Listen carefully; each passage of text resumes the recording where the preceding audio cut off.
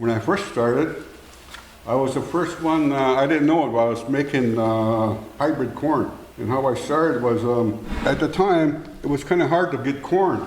And I had long cob corn. So if somebody gave me some short cob, so I had that. So when I planted it, I mixed it up. What I'm going to say is don't mix your corn because you're going to get a very, very different variety.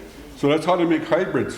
Hybrids is like growing the long cob and the short cob together to get something new, like say peaches and cream, something like that.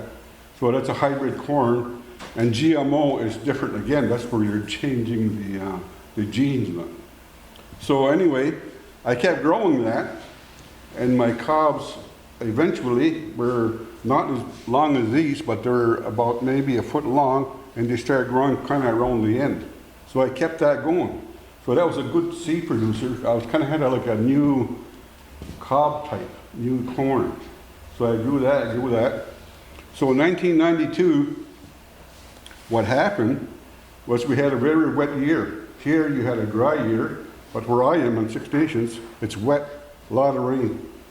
And it was hot, but in 92 it was mostly rain. So I had a good crop this year.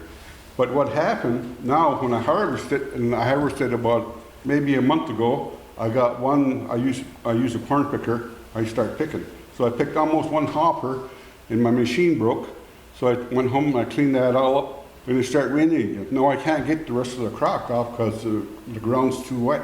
So that's some of the things that's going to happen to you is you're going to lose crops. If you're on a large scale farmer, you're going to probably lose some because you can't get it off. That birds thing we're going to make, and the raccoons and the weather.